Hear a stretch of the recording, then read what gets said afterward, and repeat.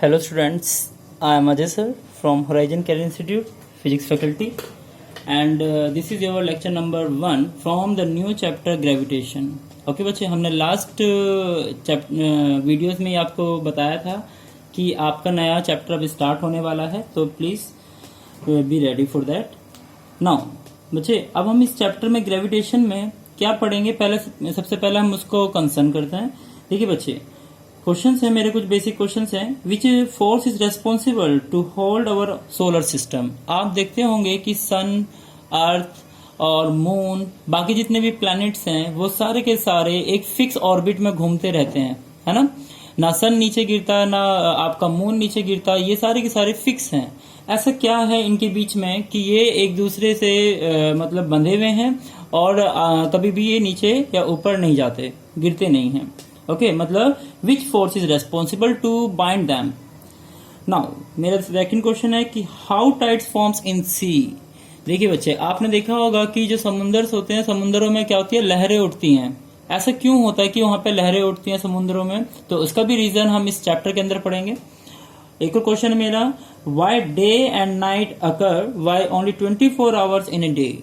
देखिए, मतलब दिन और रात आप देखते हैं जनरली होता ही है डे और नाइट, तो ये डे और नाइट का सिस्टम क्या है, और एक दिन में से 24 आवर्स ही क्यों होते हैं. सिमिलरली 1 ईयर में 365 डेज क्यों होते हैं. सिमिलरली आपका लीप ईयर क्यों होता है. तो ऐसे फंडामेंटल क्वेश्चंस भी हम इस चैप्टर के अंदर डील करेंगे.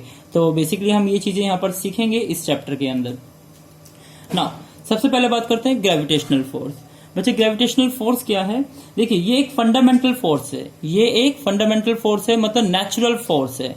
ये आप डेवलप नहीं कर सकते, ये आप बना नहीं सकते, ये नेचर का गिफ्ट है कि एक ऐसा फोर्स एग्जिस्ट करता है हमारे नेचर में जो दो मास बॉडीज को आपस में अट्रैक्ट करके रखता है, and that force is known as the gravitational force. तो it is a force between the two masses which always attractive in nature. बच्चे, ग्रेविटेशनल फोर्स का नेचर हमेशा अट्रैक्टिव होता है. Now according to the Newton's law of gravitation, इसकी study सबसे पहले Newton ने करी थी. न्यूटन का एक बहुत बड़ा फेमस एग्जांपल है, जब न्यूटन अपने क्लासरूम से बाहर निकले थे, फिर उनके सर पे एक एप्पल गिरा था, तो फिर उन्होंने इसके केस स्टडी करा कि एप्पल मेरे ऊपर ही क्यों गिरा. तो वहां से उन्होंने बहुत सारे रिजल्ट्स यहाँ पे डराइव किए थे. तो उन्हीं रिजल्ट के बारे में हम बात कर रहे हैं. तो बच्चे, मान लीजिए ये दो बॉडीज हैं M1 और M2, इन दोनों के बीच का सेपरेशन ले लिया हमने R. तो इन दोनों बॉडीज के बीच में फोर्स लगेगा, और वो फोर्स किसके डायरेक्टली प्रोपोर्शनल होगा, वो डिपेंड करेगा M1 इंटू M2 के प्रोडक्ट पर. जितना ज्यादा M1 इंटू M2 होगा उतना ज्यादा फोर्स ऑफ अट्रैक्शन होगा. और दूसरा ये डिपेंड करेगा, बच्चे खुद सोचें, डिस्टेंस जितना ज्यादा होगा फोर्स उतना कमजोर हो जाएगा, और डिस्टेंस जितना कम होगा फोर्स उतना ज्यादा हो जाएगा. मतलब डिस्टेंस और फोर्स इनवर्स प्रोपोर्शनल है. तो उन्होंने रिजल्ट बताया कि force is also depend on the separation distance, but इसका स्क्वायर लेकर. Force is inversely proportional to the square of separation distance. तो उन्होंने दोनों रिजल्ट को कंपाइल किया.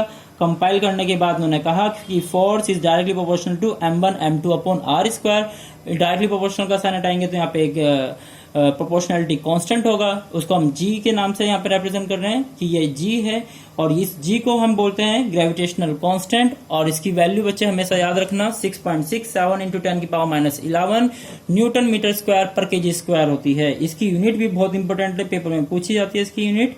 तो बच्चे, ये ग्रेविटेशनल कांस्टेंट है जो कि यूनिवर्सल कांस्टेंट है. इसका मतलब क्या हुआ कि चाहे आप अर्थ पे चले जाएं या फिर मून पे चले जाएं, किसी भी प्लैनेट में जाएंगे, जी की वैल्यू कभी चेंज नहीं होगी.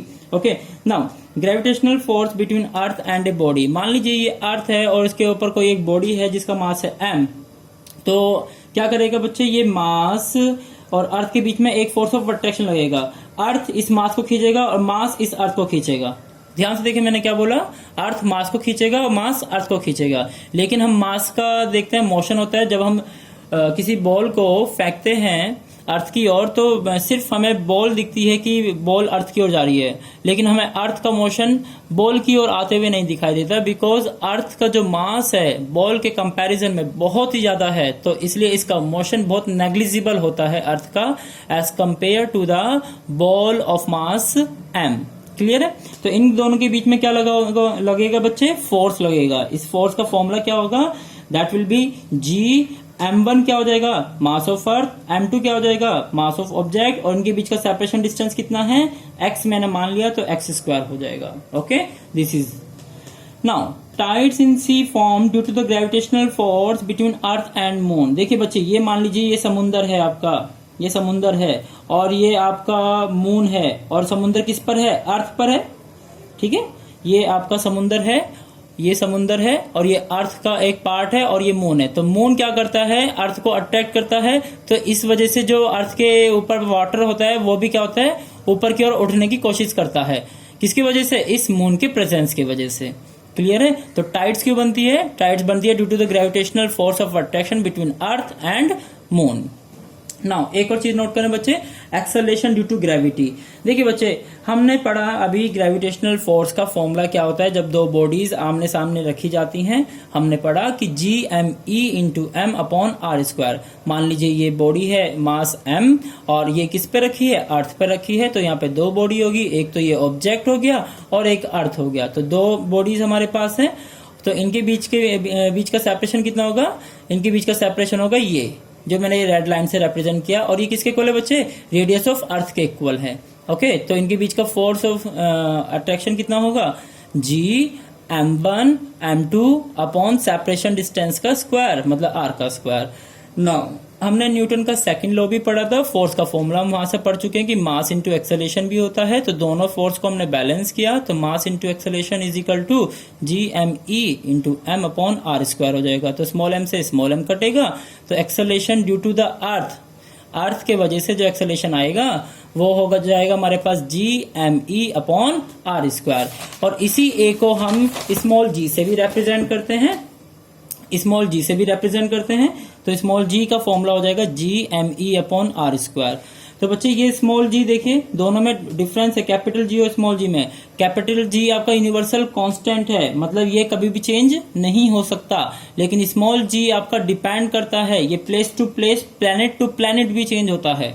ओके, जी की जो वैल्यू है बच्चे अर्थ सरफेस पे वो कितनी है, 9.8 मीटर पर सेकंड स्क्वायर। मीटर पर सेकंड स्क्वायर इसलिए क्योंकि जी भी आपका एक्सेलरेशन है, लेकिन ये बस अर्थ के वजह से है, इसलिए एक्सेलरेशन ड्यू टू ग्रेविटी हम बोलते हैं। यूनिट विल बी मीटर पर सेकंड स्क्वायर, ठीक है, on the earth surface. Now जो मून पे एक्सेलरेशन ड्यू टू ग्रेविटी होता है, मतलब जी ऑफ मून जो होता है वो 1/6 होता है जी ऑफ अर्थ। ध्यान से देखिए ये कौन सा जी है, small G, because small G change हो सकता है। तो मून का जो होता है वो 1/6 होता है as compare to earth. Now एक और चीज नोटिस करिए बच्चे, अगर जो हम अर्थ के सेंटर पे चले जाएंगे तो अर्थ के सेंटर पे स्मॉल जी की वैल्यू कितनी होती है, 0 होती है। इस बात को हम बाद में प्रूफ भी करेंगे, अभी फिलहाल आप इसको डायरेक्टली नोट रखें कि जो सेंटर ऑफ अर्थ होता है वहां पे जी की वैल्यू 0 होती है। नाउ बच्चे वेट का फॉर्मूला होता है बच्चे मास इंटू ग्रेविटी। वेट क्या होता है, वेट होता है कि आपका अर्थ कितनी ज्यादा अमाउंट से किसी बॉडी को पुल करता है, ठीक है। तो ये पुलिंग पावर है अर्थ की पुलिंग पावर मतलब वेट। तो वेट का फॉर्मूला हो जाएगा m इंटू जी, और आपको पता है जी तो प्लेस टू प्लेस चेंज होता है, इसलिए वेट भी आपका प्लेस टू प्लेस चेंज होगा। तो स्मॉल m और w मतलब मास और वेट के बीच में डिफरेंस ये है, मास यूनिवर्सली कांस्टेंट है लेकिन वेट आपका प्लेस टू प्लेस चेंज होगा। Thank you.